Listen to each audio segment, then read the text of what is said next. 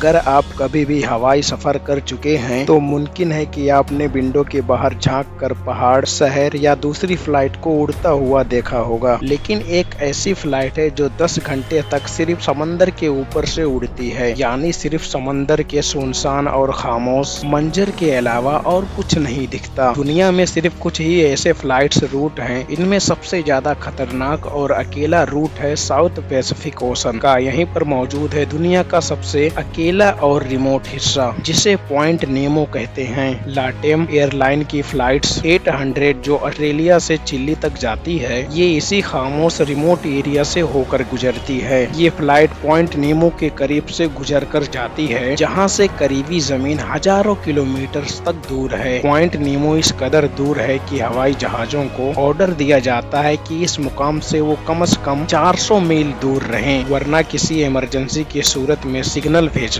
या रेस्क्यू पाना नामुमकिन हो सकता है। पॉइंट नेमो का दूसरा नाम है ओशियानिक पॉइंट ऑफ इनएसेसिबिलिटी, जो जमीन से 2688 किलोमीटर तक हर तरफ से दूर है। अगर कोई प्लेन इस जगह के बिल्कुल ऊपर से गुजरे और किसी मुसीबत का शिकार हो जाए तो उसका इमरजेंसी सिग्नल भी किसी रडार को रिसीव नहीं होगा। ना कोई ग्राउंड स्टेशन और ना कोई रेस्क्यू टीम और ना ही लैंडमार्क्स कोई इतना करीब होगा कि मदद मिल सके। इसलिए लेटेम एयरलाइंस फ्लाइट 800 को ये रूट चेस करते वक्त 400 मील का बफर रखना पड़ता है। और अगर कोई इशू हो जाए तो सबसे करीब जमीन एंटार्क्टिका होती है। सबसे करीबी इंसान इंटरनेशनल स्पेस स्टेशन में मौजूद एस्ट्रोनॉट। ऑस्ट्रेलिया की कॉन्टेस एयरलाइन भी अपने बोइंग 7879 ड्रीम लाइनर को सिडनी से सैंडियागो तक इसी रूट पर चलाती है। और ये रूट एंटार्क्टिका के कोस्ट लाइन से इतना करीब होकर गुजरती है कि अगर किसी इमरजेंसी लैंडिंग की जरूरत हो तो मैकमोडो स्टेशन ही आखिरी ऑप्शन होता है। लेकिन ये स्टेशन भी परमानेंटली इनहेबिटेटेड नहीं है। सर्दी के मौसम में यहाँ सिर्फ 200 लोगों का छोटा सा मेडिकल यूनिट होता है। सोचिए अगर 300 लोगों का प्लेन एंटार्क्टिका के बीच इमरजेंसी में लैंड करे तो उनका क्या होगा। ना हॉस्पिटल्स, ना इंफ्रास्ट्रक्चर और ना कोई प्रॉपर सपोर्ट।